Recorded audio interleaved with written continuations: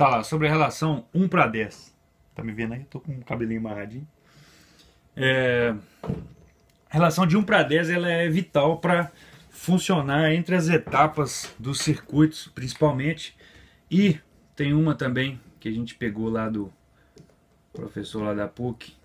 Na verdade, quem pegou foi um amigo meu, o Vitor. Então, R2 e R1, a gente está trabalhando numa polarização dessa válvula aqui. Então, a regra é que R2 seja igual a 10 vezes R1. Se a gente tem 1K aqui, vamos ter 10K aqui, simples. Se você seguir essa regrinha, você vai ter uma amplificação mais linear na válvula. Quem quer amplificação mais linear em válvula? Ninguém, né? A gente quer o quê? Que a amplificação dê aquela curvinha, né, de transferência aqui, para a gente ter uma minha onda aqui, ó, entrar, bater aqui em cima, entrar, bater aqui embaixo, e a gente ter essa amplificação não linear aqui. Vou colocar de vermelho. Vou continuar falando, né? A gente ter essa amplificação não linear, essa amplificação toda horrorosa aqui, ó. Aqui. Então a gente tem outra simetria, né? Aqui embaixo, na entrada, tá simétrico. Esse lado é igual a esse. Aí amplifica na curva de transferência. Esse aqui é o ponto quiescente. Aqui a gente tem um ângulo que é o meu fator de amplificação nesse ponto quiescente, que é a corrente na placa versus a tensão na grade. Então essa amplificação ela é a taxa de variação da corrente da placa dividido pela taxa de variação da tensão na grade, né? E isso aqui vai me dar o meu fator de amplificação. E aí, se a gente multiplicar por 20 log dessa taxa de variação da corrente em função da taxa de variação da grade, a gente vai ter o fator de amplificação naquele ponto.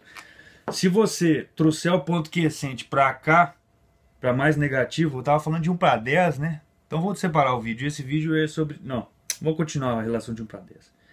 Eu dei só um adendo aí. Se você trouxer o áudio para cá, por exemplo, o áudio ele varia, né, para cima e para baixo, é o ponto quiescente. Então se ele vem para cá, ele comprime, e se ele vai para cá, ele expande. Logo, se a gente fizer um varimu e injetar isso na grade, um sinal com uma retificação negativa e um capacitor para filtrar, né? E você injeta isso na grade, quanto mais alto é o som, mais ele traz o ponto quiescente para a região de corte, e a taxa de variação da corrente da placa em função da taxa de variação da corrente da grade vai diminuir e você vai ter menos ganho, né? Dá para sacar aqui por essa imagem. Você trazendo para cá, a gente tem uma taxa, tem uma inclinação menor. Enfim, e assim funciona um compressor que a gente chama de varimu. Então eu vou voltar lá no 3 minutos depois, a gente volta lá na relação de 1:10. Vamos lá. Isso parece aparentemente simples, mas é um pouquinho complicado. A gente precisa ter prática em sacar qual que é a impedância de saída e de entrada dos nossos estágios valvulados. Por exemplo, eu considero que a gente tem uma impedância de saída de 30K. Eu considero isso, tá? Dá para calcular? Dá. Você pega o seu capacitorzinho, coloca lá 0,1 micro, tá toda, né, negociada, tá aqui, não sei o que, pá, sinal tá entrando, tá saindo. Aí você mede ele no osciloscópio sem carga nenhuma, ele deu lá 10 volts. Aí você coloca uma carga aqui, de, por exemplo, 50K, e mede de novo no osciloscópio. Aí você vai ter 8 volts, ou então não vai ter não, vai ter uns 6 volts mais ou menos. Claro que se esse filtro aqui é um passa alta, né, um filtro de grave, experimenta com a frequência sendo igual a 10K, 10 kHz, para você ficar mais longe desse filtro aqui possível. 0,1 para 50K dá lá para baixo, né? Mas se fizer com 10K, você fica tranquilo. Então você põe 50K e você teve uma queda de 4 volts ali em função desses 50K. Então, se eu tenho um gerador com impedância de saída, depois uma carga de 50K, isso aqui é ZO, né? Eu posso fazer desse jeito para poder sacar ali o que está acontecendo com uma impedância de saída em cima de 10 kHz, lembrando disso, né? Aí a gente troca de 50K e tira a carga, então deu 10 volts. Então se eu pus o 50K aqui, ó, a gente sabe que 4 volts ficaram dentro da válvula, aqui na impedância de entrada desse circuito, e somente 6 volts deu para a gente conseguir medir isso. Então você faz uma relação, bota aqui uma relação de corrente aqui, beleza, 50 volts, 4 não sei o que, você vai chegar na sua impedância de saída. Eu chutei os valores, então não vale a pena a gente ficar fazendo conta em cima disso. Então a gente tem impedância de saída nas apagas. Vamos supor então que nesse circuito aqui, eu vou fazer ele representando aqui o meu ZO aqui foi 30K. Então se eu puser um estágio de ganho no próximo,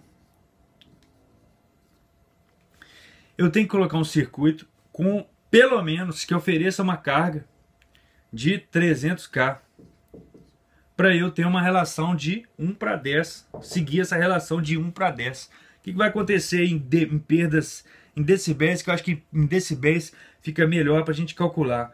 É 1 sobre 10, como é que é? 10 dividido por 10 mais 1. 10 sobre 10 mais 1 é o resistor que a gente está lendo. Sim, e dividido pela resistência total do circuito, vezes log, né, 20, e a gente vai ter um ganho em dB, que vai dar menos 0,1 decibéis, esse ganho aqui. Pra você ter uma ideia, se a gente usar uma impedância de 30K aqui na saída, a gente vai ter a metade, né, 20 vezes log de 2, é 6,02 dB, né? 6,02 dB é muita coisa. É muita coisa. A não ser que você não tenha problema com perda de sinal aqui. Você manda já para um circuito desse. Mas aí você vai ter outros problemas que essa carga muito alta. Essa carga muito alta vai perder grave, né? Porque a gente tem um acoplamento ali na saída da válvula de 0,1 microfarad. Nossa, eu tô com raiva desse acoplamento aqui. Não dá para mudar ele? Não dá. Esse ponto 1 aqui custa... Quantos dólares que custa? 3 dólares. Esse ponto 1 aí, Mallory. Mallory. O Mallory é uma barata. Mais barato assim, dos capacitores bacanas. Tem o Orange Drop. Não, o Mallory, brincadeira. O Mallory tá 2,50. O Orange Drop chega a 3 conto, 3 e pouco. E tem uns outros aí, um Cherry, umas coisas assim. Cherry, tem aqui, pastores bacanas. Tem aqui uns Cherry, ó. Consegue ver aí? Cherry a óleo, pá, ponto 22. Ponto 22 micro esse aqui. Porque é caríssimo, cara. É um capacitor nosso caríssimo. Quase inviável você produzir equipamentos para venda com esses negócios. Vai ficar muito caro. Tem que lembrar que 2 dólares para chegar na sua mão, você tem que multiplicar por 6,5, tá? É mais dólar, imposto e um monte de coisa. Então você multiplica isso por 6,5, vai dar mais de 13 reais um capacitor desse. Bom, vamos voltar lá na relação 1 para 10. Outro exemplo outro exemplo com o capacitor de acoplamento e o resistor que você vai colocar para induzir a carga. Na saída do meu CI, a gente sabe que a impedância aqui é muito baixa. Muito baixa, é menor que 1K. Então você colocando 10, 47 microfarad é um exagero de capacitor na saída. Ele pode até acontecer no seu circuito aquele, ó, assim, ó. Já viu isso aqui, ó? Dentro do Pro Tools, dentro do programa. Aí você pega e passa um filtro tipo de 20 Hz, 20 Hz assim, aí ele cola. Aí ele fica bonito. E isso é um problema muito grave, porque isso vai atrapalhar sua compressão, seu gate, tudo vai atrapalhar, principalmente trabalhando em digital, né? Isso aqui está digital, isso aqui está dentro do computador. Então se a gente fizer um circuito e bobear nesse resistor aqui, ó, se eu falei que minha saída é tipo abaixo de 1K, então se a gente colocar 10K, você está garantido de não estar forçando uma perda muito grande, e aqui vai ter uma carga também. E para que a gente usa esse resistor aqui? É um limitador de corrente. Eu posso até falar em outro vídeo. Normalmente é 100 ohms. Então esse sisteminha aqui completinho, esse resistor para estar aqui e tal, ele garante que você vai fazer um filtro, um acoplamento entre o DC e o AC aqui, tanto de um lado para o outro. Tanto de um lado quanto do outro não. Daqui para lá, esse acoplamento, e a frequência sua de corte não está absurdamente tipo 0,1 dB Hz, sacou? Um valor meio estúpido assim. 47 micro para 10K vai dar isso aí. Então a gente usa 10 microfarad. Só que eu tô lembrando que a entrada da minha placa também é 10K. Então essa entrada da placa 10K casa aqui com essa saída, então me dá 5K. Então se eu calculei 10K, 10 Hz e botei 20 Hz na saída, é muito complicado, porque aqui não é tão baixo assim não, tá? Aqui não é tão alto assim não, porque a entrada minha lá é 10K. Vocês estão entendendo aí o que eu estou falando? Deve estar, né? Então a gente colocando de novo essa relação, o certo seria eu botar um 100K aqui, 1K aqui, né? Na saída. E fazer a equação em cima disso. Mas para pôr um K aqui, eu tenho que ter realmente que aqui a minha impedância de saída, ele está nos 100 ohms, né? Ou então nos, sei lá.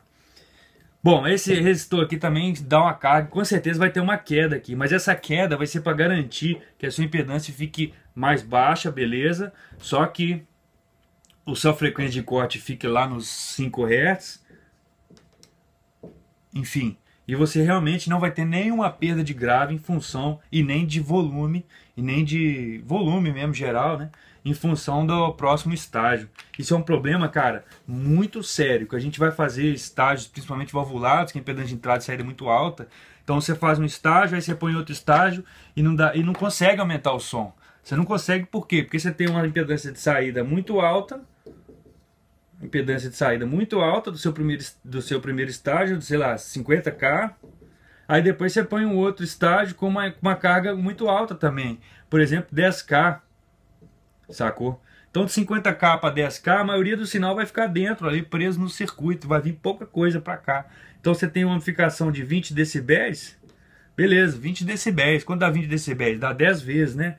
10 vezes mais alto. Então o som entra aqui, 1 volt, sai 10 volts. Só que sai 10 volts numa relação que você vai usar só 10 sobre 60, né? 10 sobre 1/6 só desses 10 volts. Isso aqui vai sair mesmo para fora do negócio. Então entrou 1, saiu 10, só que você usou 1/6 desse 10. Então vai dar 0, alguma coisa. Não vou fazer a conta não. Então vai dar nada aqui. No final, caramba, eu fiz um negócio que tá dando 10 vezes aqui no meu osciloscópio, mas aí quando eu ponho no próximo estágio, o volume cai todo. É em função desse negócio aqui. Então a gente tem que ficar atento e usar sinais. A gente tem buffer de CI e tem transformadores também para reduzir essa impedância. Vai reduzir o volume? Vai sim, lógico, né? Mas ele reduz a impedância. Então, às vezes, dependendo da carga do próximo estágio, você não vai sentir essa perda de volume, né? E é isso aí, galera. É um assunto um pouquinho complicado, mas lembra dessa relação aqui, ó. 1 para 10. E aprenda a medir a impedância de entrada e saída de todos os seus estágios. E fica familiarizado com esse desenho aqui, ó. E faz essa conta que eu acabei de fazer. Impedância de saída, impedância de carga. Isso pode até não estar funcionando. Essa é a saída do seu circuito, isso é a entrada do próximo estágio. Aí depois você tem aqui e tal, vai embora. Todos os estágios têm impedância de entrada e saída, lógico. Mas se você souber fazer essa conta, R2, R1. O que vai sair ali? Vai ser R2 dividido por R2 mais R1. Você pode fazer direto também, não faz mal não. Você vai ver que você chega no valor bem aproximado. Isso aqui é laboratório, cara. Escola sai fora, sacou? Isso aqui é laboratório. Você vai fazer rapidinho ali as coisas, você vai desenvolvendo muito mais rápido com essa neuria. Toda hora a gente chega no quadro aqui e faz essa continha para você saber, por exemplo, qual é o valor do resistor e qual é o valor do capacitor se quiser fazer um filtro mais eficiente em cima do estágio que você está lidando. É um dos motivos que a gente não pode sair copiando o circuito e juntando um com o outro, sacou? Deliberadamente. Você vai ter problema de perda de grave, principalmente, perda de agudo e aquela merda ali que acontece dentro do programa, né? Por exemplo, assim, né? Você vê no programa esses fantasmão descer ali. E é isso aí, galera. Chega, né? 15 minutos.